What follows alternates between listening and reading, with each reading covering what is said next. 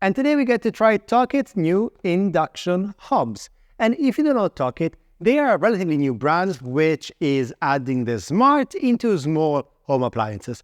And today we get to try their induction hob. And in the Tokit range, this is their portable hob, which currently retails at 107 euros here in Europe. They also have a level up one, which is their smart hob, which of course has a little bit more function, a little bit more connectivity to the phone, and is currently retailing at 129 euros here in Europe, with a little bit of a discount because it's generally 143. But let's put this to the test. So this is what I got in the post. When we open it up, and out of the box,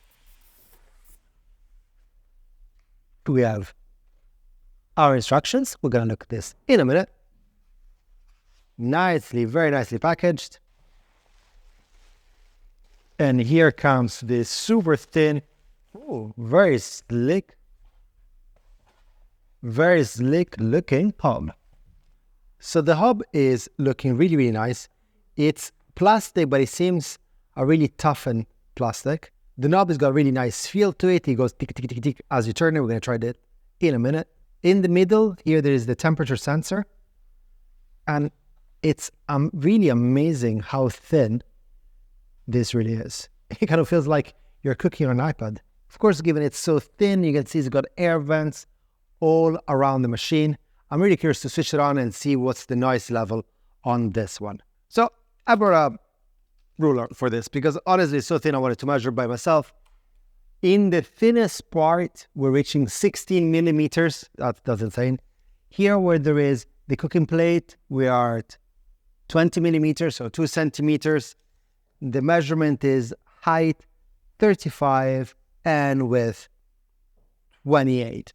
This is exceptionally portable and also it's pretty light. So it's pretty good if you want to take around, say you like camping or you want to kind of cook on the go. This seems like a really interesting option. And if you're at home, you can just kind of store it somewhere without taking too much space.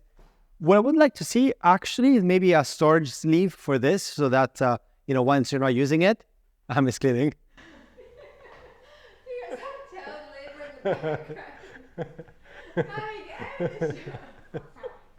And while we're at it, let me introduce my new director, Amedeo. He's in charge of the camera and today decided also to be in charge of making sure the floors are spotty clean. So get behind the camera, you. All right. So like I was saying, I think it'd be cool if there was like a sleeve, like you can put it on and you can kind of store it somewhere safe in the kitchen or when you're taking it around. But from that, let's plug it and try it on. So it has an NFC function in the middle. So I'm going to be putting my phone to it and see what happens. So this is where the smartness comes from. When you click on it, you got a bunch of recipes that you can try and use. Oh, they got like little videos as well. So step number 1, we got to switch it on. There's a little hob. You can hear it breathing as we're switching it on.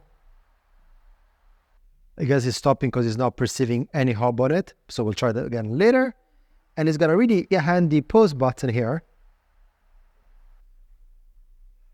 which puts the cooking to the pause. Unpause. This induction hob goes from a power of 2100 to as low as 100. What does that mean from a practical cooking point of view? It means that you can do slow cooking at the 100. But also, if you need that extra power, you can go full blast. So I thought of a recipe that can test a few of these claims. So I went to the market and I got zucchini flowers, which what we're going to do is we're going to be frying them. So we're going to test how it deals with the fry, which to me is really important because induction cookers, at least in my house, are often used to fry because you can actually take them away from the kitchen, you can move somewhere else, and keeping the temperature during a fry is a bit tricky. So I'm curious to see how this performs.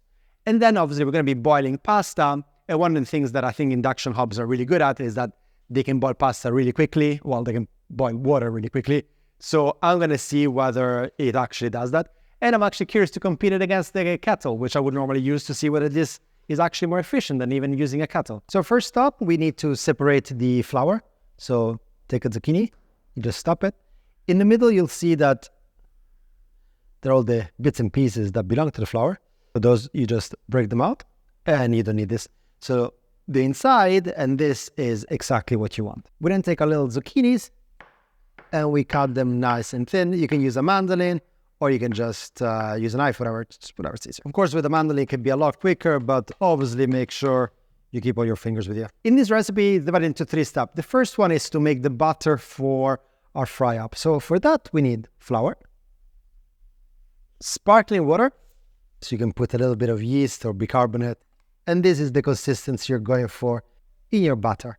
Now, before we use it, we are going to stick it in the fridge for about 20 minutes. Now it's time to put this really to the test. So we're going to be frying.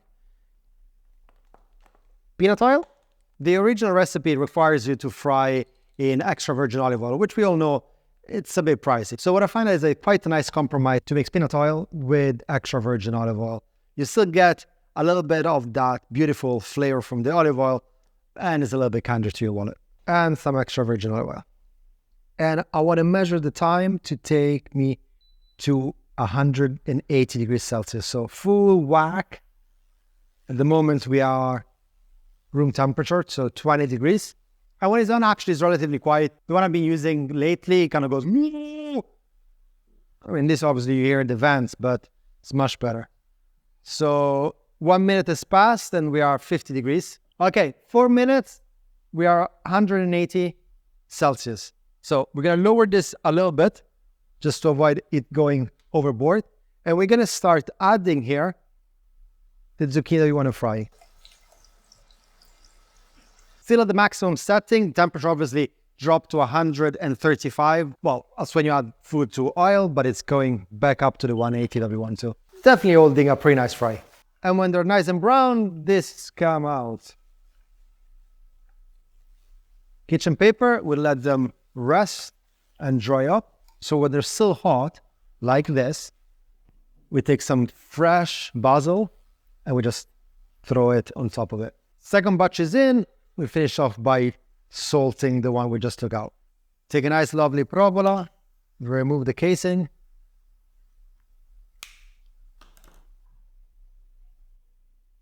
Well, with our second batch done, then we get to use the other setting, which is pause. We have not finished cooking, we're just taking a pause because then we need to do the flowers. Butter out of the fridge, and we're gonna add some ice cubes because the colder the butter, the crispier is your flowers. So press pause again. So the pause basically tells the machine that doesn't want to change of setting. So you press pause or unpause and you go back to whatever number you had preparing. So we had a full blast. So we want to bring it back to 190, which it's 100. Well, we want to bring it back to 180. It's 180 now. So actually it was pretty much ready. Our buttered flowers, we let the butter drip off. Put that in here. And his friend.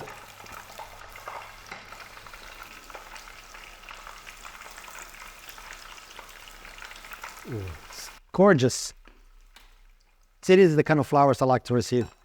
And as I'm frying this, I must say I've put it at setting 8, temperature 8.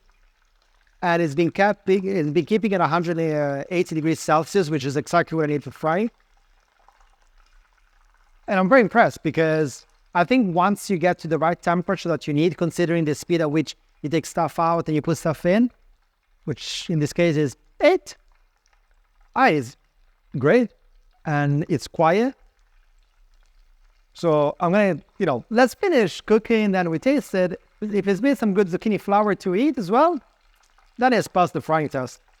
And now let's actually try it out. Oh my God. Are you hearing the crunch? Whoa. It's delicious. Really hot. Really hot, but really delicious. Yeah. Let's pass the test for frying. Now we need to make pasta and see if it passes the test for making pasta as well. And at this point, the technology failed me and my audio stopped working. So let me narrate what's happening here.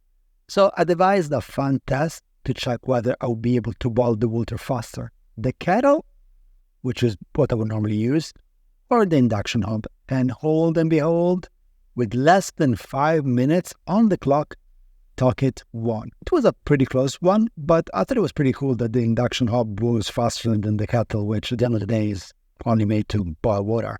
Anyway, With the water boiling, and of course you need a rolling boil, you add the salt and then the pasta. This pasta has 12 minutes cooking time, so if you follow the channel, you know, and if you don't follow the channel, may I encourage you to do so. We do fun regional recipes nearly every week. We use the last few minutes to cook directly in the pan, adding cooking water, and this really helps making it, very extra creamy. Then separately in a pan, we add some extra virgin olive oil, the good one, and some garlic. We let it warm up so that the oil gets the flavor of the garlic. Then we add the zucchini, followed by the pasta and some pasta water. And we keep adding ladles of pasta water until the pasta is cooked. And I'm also taking a few flowers. I cut it really thinly and I added it to the pasta for some nice color and flavor. But before we wrap up the recipe, let me conclude the review. I love this kitchen gadget. It's small but powerful, it's quiet, it looks beautiful. We tested it under a couple of scenarios. We went full blast to boil the water, and we kept it at a constant temperature for the fry. In both cases, it performed really fantastic. I would also like to test it for slow cook, keeping it low and slow, but I guess there'll be time for that. Considering this is the lower end induction hob from Tokit, I was absolutely impressed. I definitely see myself using this one in my future videos and retiring my old induction hobs, which were really clunky, really big, and I would say quite noisy. But now let's wrap up the receipt. When the pasta is cooked, take it off the hob and let it cool down a little bit. At this point, we add the provolone, some more pasta water, so that the cheese can start melting and create a lovely cheese pool. And now we only have one thing to do. Well, it's eating it. Buon appetito.